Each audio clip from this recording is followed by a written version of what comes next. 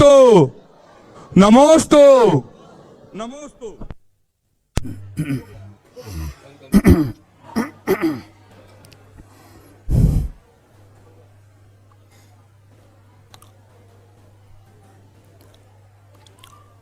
ओम नमः सिद्धेभ्यः। ओम नमः सिद्धेभ्यः। ओम नमः सिद्धेभ्यः। अहिंसा परमो धर्म की, महावीर भगवान की, चंद्रप्रभ भगवान की, प्रातः स्मरणीय परम पूजाचार्य गुरुवर श्री विद्यासागर जी मणि महाराज की जय।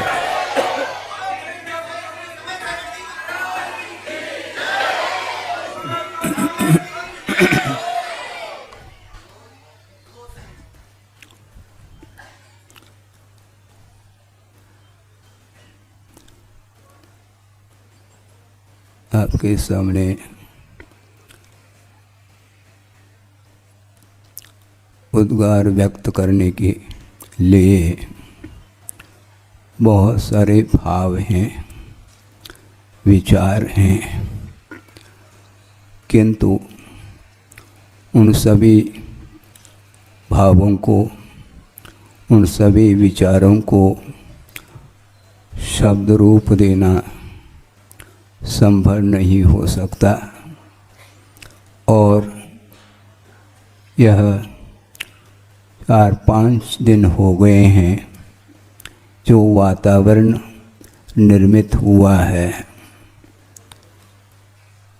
उस वातावरण को परिवर्तित करना असंभव सा लग रहा है। सिद्धांत की दृष्टि से देखते हैं, संसार में संसारी प्राणी प्रतिपल आत्म तत्व को भूल करके अन्यान्य वस्तुओं को लेकर के हर्ष और विषाद का अनुभव करता है, इसमें कोई संदेह नहीं। किंतु वह राग और द्वेष संसार के लिए कारण माना जाता है, किंतु राग एक प्रकार का नहीं हुआ करता, एक विषयान राग हुआ करता है। और एक धर्मानुराग हुआ करता है। और धर्मानुराग के प्रसंग को लेकर के ये आपके सामने 5-6 दिन निकल गए लगभग कि धर्मानुराग हमारा छूट रहा है। गुरु के प्रति जो अनुराग होता है वह मात्र श्रवण तक ही सीमित नहीं, किंतु मैं सिद्धांत के आधार से आपके सामने बहुत संक्षेप से विषय रख रहा हूँ।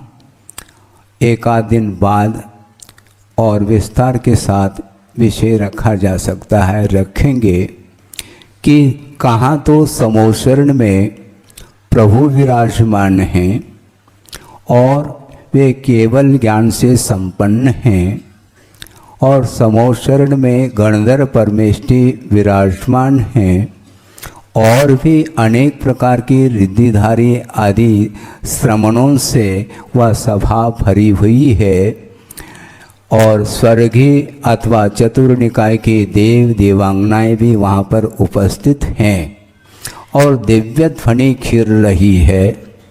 और उस दिव्य ध्वनि का श्रवण करके द्वादशांग के पाठी जो गणधर परमेष्टि है श्रुत केवली के रूप में विराजमान हैं, और उसके साथ साथ एक और गणधर पद माना जाता उससे भी विभूषित हैं। और उस दिव्य ध्वनि की विराटता, उसकी गहराई को समझते हुए और सूक्ष्म से सूक्ष्मतम तत्व का व्याख्यान, तत्व के स्वरूप के बारे में विश्लेषण चल रहा है। और वह गणधर परमेष्टि का जो उपदेश है अथवा उनकी जो देशना है वह बिना धर्मानुराग के संभव नहीं है। जब उनकी भूमिका में भी धर्मानुराग सामने है तो हम कहाँ लगते हैं? हम धर्मानुराग से नीचे उतर ही नहीं पाएंगे, ये ध्यान रखें। इसलिए किन शब्दों से उद्गार करें? आचार्य महाराज ने जो कार्य किया है वह कार्य आगमोक्त पद्धति से इस कार्य को संपन्न किया है। बड़ी निरीहता के साथ उन्होंने कार्य किया है।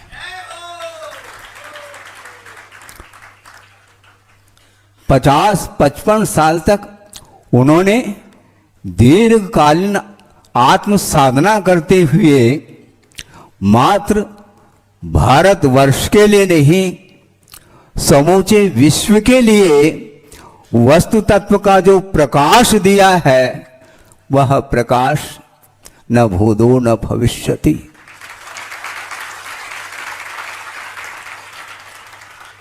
आचार्य महाराज की 1968 में आषाढ़ सुदी पंचमी के दिन दीक्षा, जैनेश्वरी दीक्षा संपन्न हुई।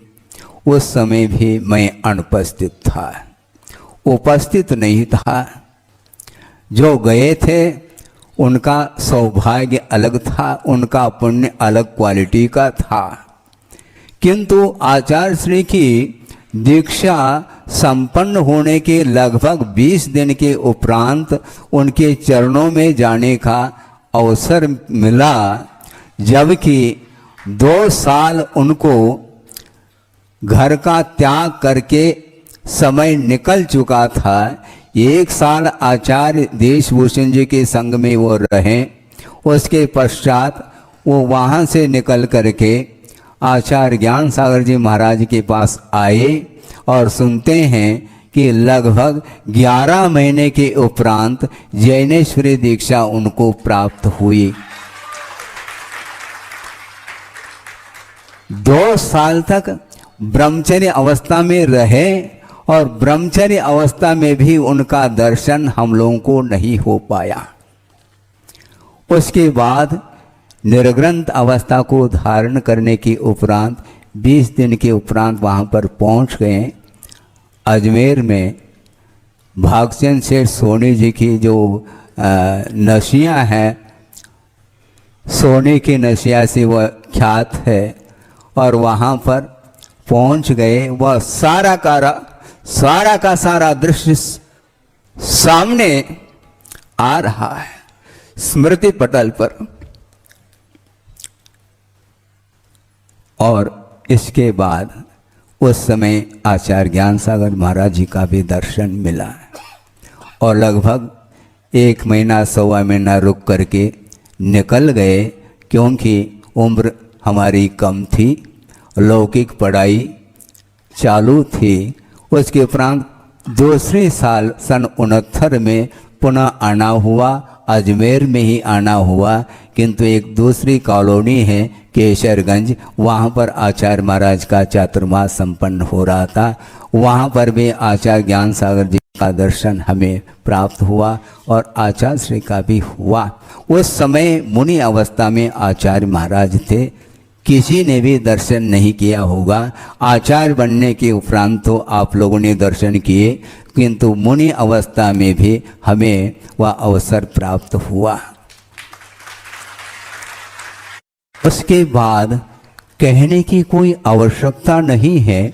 50-55 साल कैसे उन्होंने इस लंबे समय को कैसे व्यतीत किया है, क्योंकि गुरुदेव का बार बार कई बार प्रसंग के अनुरूप कहना रहा संघ के लिए, देखो आप लोगों का भी पुण्य है और मेरा भी पुण्य देखो। आचार्य ज्ञान सागर जी के सानिध्य में कितना समय व्यतीत मैंने किया, मुश्किल से 5 साल, जिसमें कि 1 साल ब्रह्मचर्य अवस्था में और 1 साल संलेखना के काल में और बीच में 3 साल मिले जिसमें आचार्य ज्ञान सागर महाराज जी ने जो पढ़ाया, उन्होंने क्या पढ़ाया और मैंने क्या समझा ये मैं ही जानता हूँ। और आप लोग 40-40 साल 45-45 साल सानिध्य पाने के उपरांत भी आप लोगों को विकल्प होता है, ये ठीक नहीं है। इस प्रकार उनका बार बार हम लोगों के लिए संबोधन मिलता था, किंतु उनके जो 3 साल अथवा 5 साल भी वो 500 साल से भी अधिक है, ये ध्यान रखे।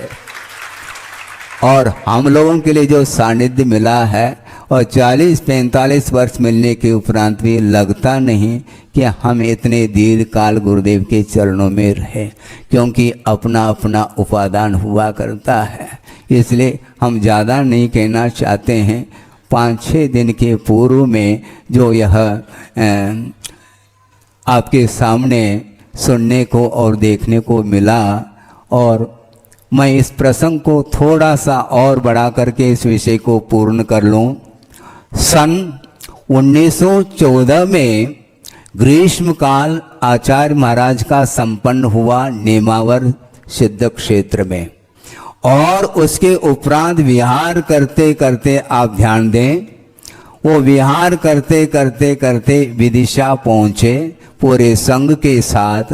और वर्षायुग संपन्न होने के उपरांत, अभी भी मुझे तारीख याद है, शायद भूल भी सकता हूँ, 17 नवंबर 2014, 1914 नहीं 2014, इसलिए बीच बीच में आप लोग याद दिलाएं तो ज़्यादा अच्छा, क्योंकि दिमाग काम नहीं कर रहा है।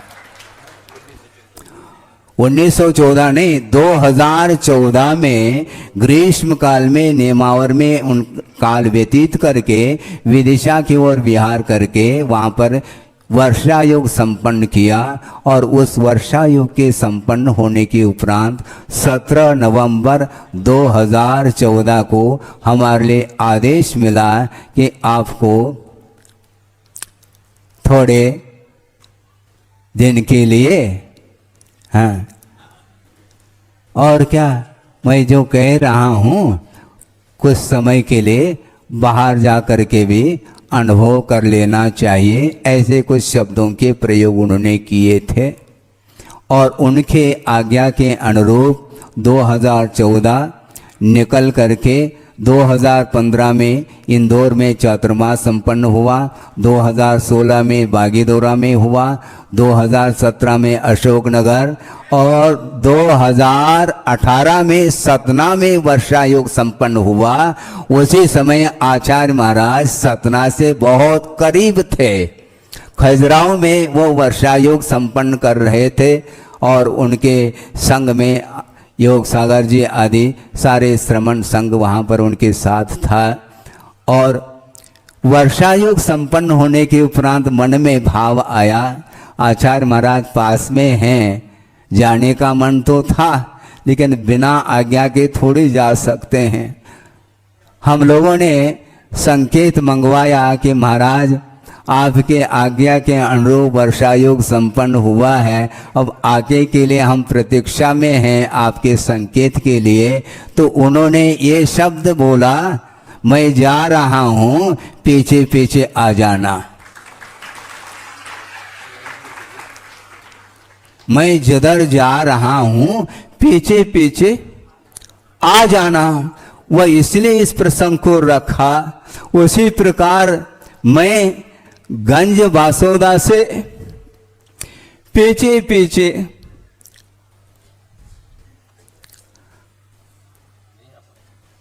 पीछे पीछे चलता आया, और आगे आगे आचार्य महाराज बढ़ते गए, और इस स्थान पर जाकर के आचार्य महाराज के केवल फोटो पर देखने को मिल रहे हैं।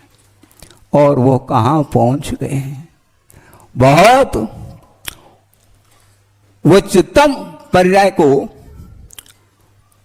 उन्होंने प्राप्त इसलिए किया है क्योंकि 50-55 वर्ष तक उन्होंने जो निर्दोष रत्नत्री की जो आराधना की है, और उस आत्म कल्याण के साथ रत्नत्रय की निर्दोष आराधना करते हुए विश्व के लिए जो मार्ग प्रशस्त किया है उसका प्रतिफल सामान्य पर्याय थोड़ी मिल सकती है। हाँ, इसमें कोई शक नहीं है। जो भी हो वो हमारे लिए परोक्ष है, किंतु उच्चतम पर्याय को निश्चित रूप से उन्होंने प्राप्त कर लिया है। और मुझे पूर्णतः यह श्रद्धान का एक आस्था का विषय बन चुका है कि बहुत ही अत्यल्प काल में उस पर्याय को पूर्ण करके कहां पर किस पर्याय को प्राप्त करके आगे के पर्याय मत पूछो। और एक भक्ति है, एक भावना है, क्योंकि प्रत्यक्ष ज्ञान का विषय नहीं है, किंतु भाव मन तो यही कहता है निश्चित रूप से तीर्थंकर प्रकृति का बंध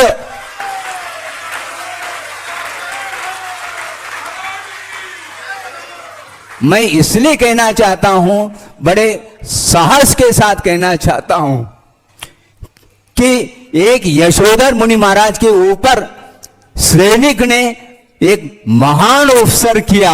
उसके उपरांत उस अज्ञान दशा में उपसर करने के उपरांत जब ध्यान से निवृत्त होते हैं यशोधर महाराज, उस समय चेलना रानी और श्रेणिक दोनों पहुंचे हैं और अपने किए हुए अनर्थों को सामने रखा और नमोस्तु किया। तो दोनों के लिए साम्य भाव के साथ उन्होंने धर्म वृद्धि का आशीर्वाद दिया।